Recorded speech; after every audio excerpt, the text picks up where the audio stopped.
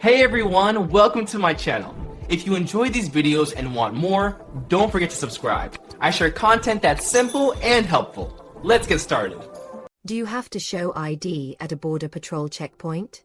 This is a common and important question. The answer depends heavily on your citizenship status. It also depends on the specific type of checkpoint. We are focusing on internal border patrol checkpoints today. These are often found within 100 air miles of a U.S. land or coastal border. They are distinct from official ports of entry. For U.S. citizens, the situation is different. You are protected by the Fourth Amendment. This amendment safeguards against unreasonable searches and seizures. Border Patrol agents can briefly stop your vehicle. They can ask questions about your citizenship. You must truthfully state if you are a U.S. citizen. However, you do not have to answer other questions. You can assert your right to remain silent. This is a crucial right. You are generally not required to show identification simply because an agent asks. This applies if you are a U.S. citizen and they lack reasonable suspicion. Agents cannot detain you indefinitely without cause. They need reasonable suspicion for any further detention. Reasonable suspicion means specific, articulable facts. These facts must suggest you are involved in illegal activity. Refusing to show ID, by itself, does not create reasonable suspicion for a U.S. citizen.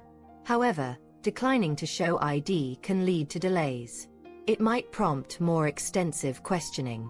You could even face temporary detention. This allows agents time to verify your identity and citizenship. If you are a U.S. citizen and refuse ID, remain calm. Clearly state that you are a U.S. citizen. Then, ask if you are free to leave. Do not consent to any searches of your vehicle.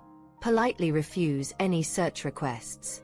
Agents require probable cause or your consent to conduct a search. The rules change significantly for non-U.S. citizens. Lawful permanent residents must carry proof of their immigration status. This includes a valid green card. Similarly, individuals on visas must carry their current travel documents. Failing to carry these documents can result in detention. It can lead to further questioning. It might even initiate deportation proceedings. Therefore, for non-citizens, showing ID or proof of status is generally mandatory. It is essential to demonstrate your lawful presence in the U.S. Remember, agents can always ask for ID if they have reasonable suspicion. For example, if your vehicle matches a description related to a crime, or if your behavior suggests you are attempting to evade the checkpoint. These specific circumstances might justify an ID request. But a general request for ID from a U.S. citizen, without suspicion, is not mandatory. Always stay polite and respectful. Never lie to federal agents. Lying can create serious legal issues. It is always safer to remain silent than to provide false information. Educate yourself on your rights before traveling. Understand the distinct operational guidelines for ports of entry versus internal checkpoints. At a port of entry, all individuals must present valid travel documents for entry into the U.S. internal checkpoints operate under different legal frameworks.